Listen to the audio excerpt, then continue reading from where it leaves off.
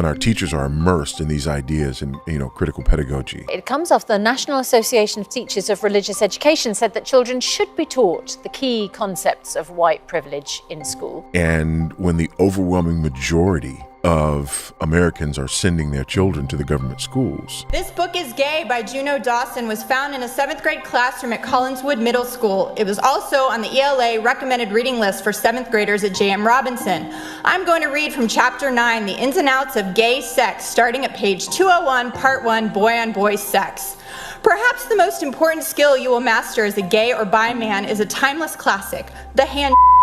Then over time, this is how you get a generation that's immersed in these kind of presuppositions, right?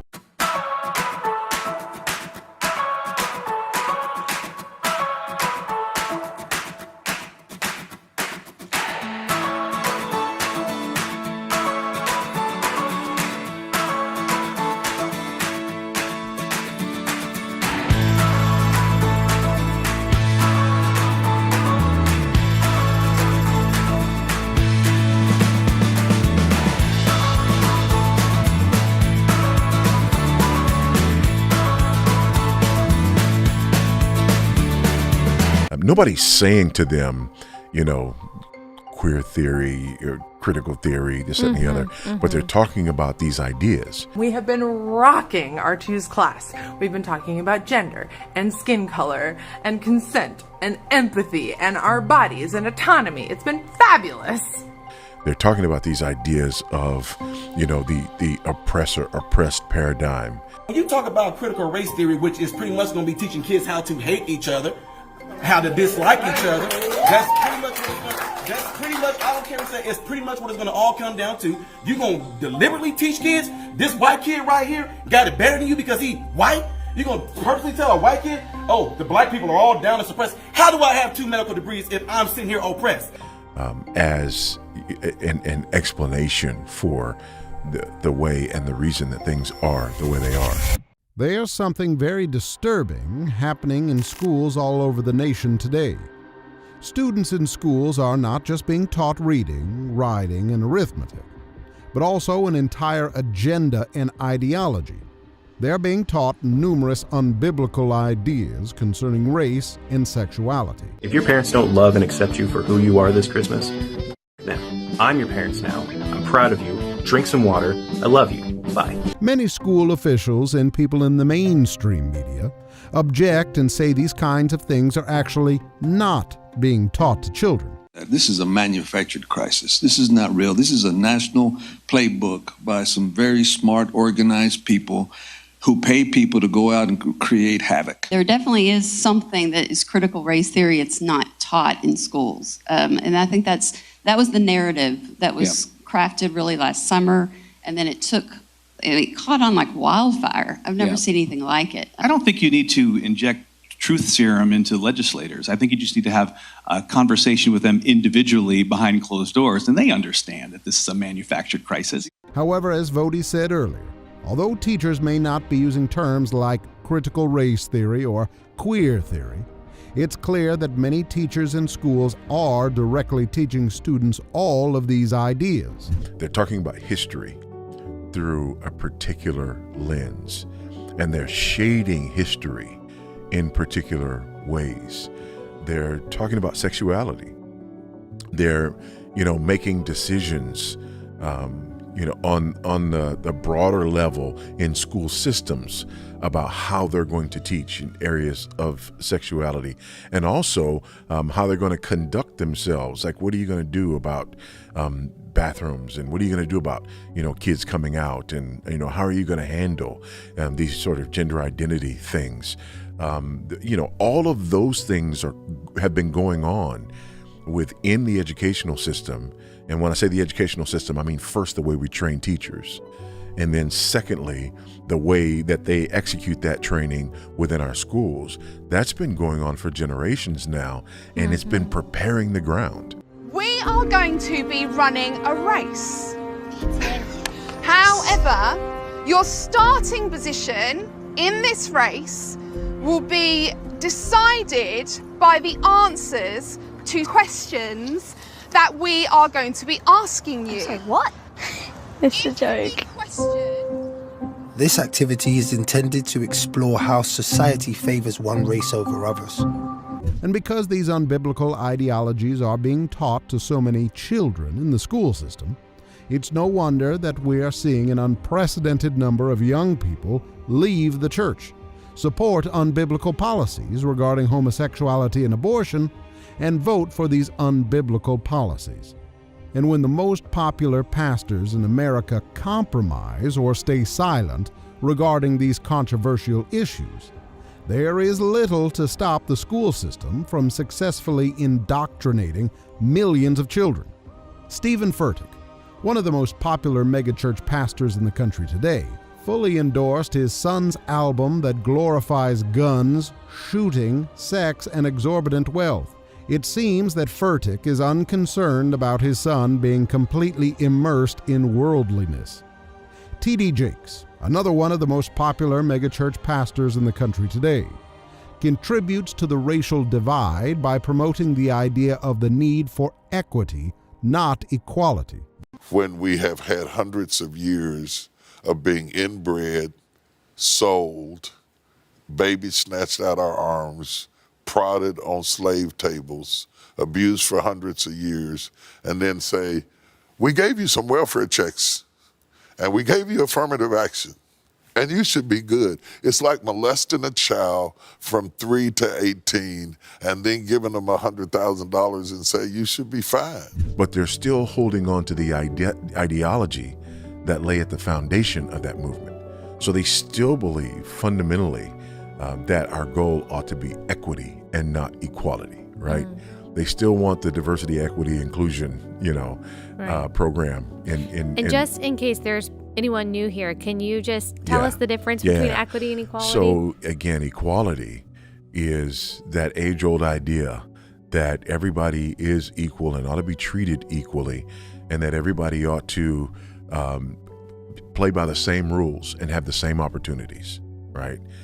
Equity is the idea that everybody ought to end up at the same place, and that if they're not ending up at the same place, and when I say everybody, I don't mean individually, right?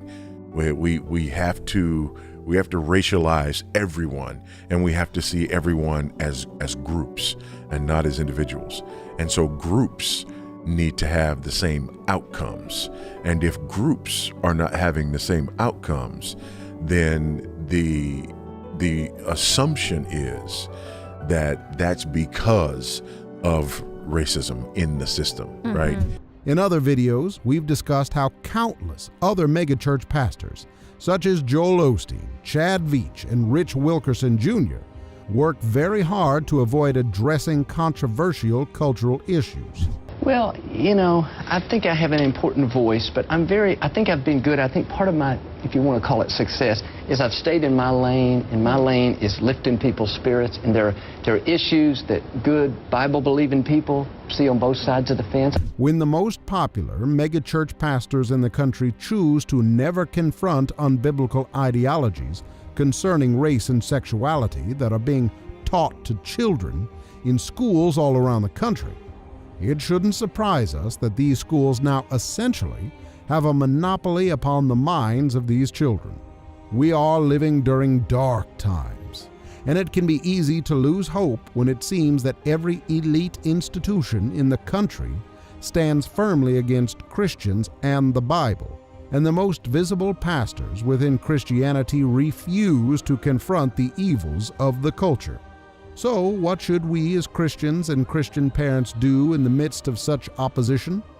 Well, we have a duty to educate both ourselves and our children according to the Word of God, and to do everything in our power to prevent our children from being indoctrinated by the propaganda of the world. I have a lot of conversations with moms who have their kids, Christian moms, Christian conservative moms, they have their kids in public school. Now, I've also gotten to a lot of respectful, but I'd probably call them respectful arguments with women about this, because I don't believe that if you can help it, that you should have your kids in public education system. And over the past couple of years, I have seen a lot of parents who previously thought it was okay, who previously thought, not my district. We live in Alabama. We live in Georgia. We live in Texas. It's not going to happen here. And I'm equipping my kids. They're going to be light in the darkness. And we've got good Christian teachers. Yeah. Oh, they go to our church. They're in our Sunday school. And a lot of those, to their credit, a lot of those moms have actually come back to me and said, I changed my mind. Or it's very often been, what Vodi Bakum said about not being able to send our kids to Caesar without them coming back Romans. That really resonated with me. I hear that a lot. There's a popular argument that if Christians take their kids out of the schools, then there won't be any Christians to evangelize to the non-Christians in the schools. However, we need to recognize that our children need to be trained first before they are ready to evangelize to others. And it's almost impossible to train our children if they are not only away from us for most of the day, but also being trained against us by the very schools we are sending them to. Our missionaries need to be trained, right? And you don't send your missionaries to be trained by your adversary. You don't send your missionaries to be trained and indoctrinated by the people that you want them to share the gospel with. You train them first, and then you send them into that territory. So we're doing it completely backwards. Our kids are not the missionaries. They're the mission field. That's a really good point. And I also think about the fact that it's not just what kids are learning, or it's not just what they may not be learning. So even if your child is in a school where gender ideology hasn't fully hit yet, or critical race theory hasn't fully hit, although I would say that's kind of hard to believe at this point, that it's not somewhere in there, even if the parents don't realize it's in the curriculum. Right. And even as you said, it's subtle. They're not saying today we're learning critical race theory. It's today we're learning the real history of the United States or something like that. But it's also, I think, what they are missing when they don't have a Christian education. As Christians, there is only so much that we can do to change a culture that has largely raised its fist against God. However, God has given us the responsibility and duty to do everything we can to protect our children and to train them to withstand the anti-Christian ideologies that are all around them. If we have the ability and means to teach and train our children, yet we hand over this important responsibility to schools and teachers who will give them an anti-Christian education, then we are guilty of failing our children in the most important way. So for the Christian parent, what we're saying is, I'm not only willing to compromise theologically my kid's education, right? By the way, kindergarten through 12th grade, a child spends 14,000 instructional hours in school. Okay. So I'm number one, I'm willing to compromise theologically and teach my children by default that Christ is not Lord over academics. Number two, I'm willing to compromise academically because the American school system ranks middle of the pack and below in math and science, for example. So, we're not only doing harm from a biblical, theological, Christian worldview perspective, but we're also doing harm from just a basic academic perspective as well. Getting a biblical, Christian education, both for ourselves and for our children, is the most important responsibility we have, because without the Bible, there is no truth or hope. So Christians, let's refuse to hand over our children to godless schools, teachers, and ideologies, and fulfill our God-given responsibility to raise and train our children to do battle with us against the evils of this world. Thank you so much for watching into the end. If you'd like this video, hitting the subscribe button helps this channel reach more people with the truth. Thank you so much for your support and encouragement.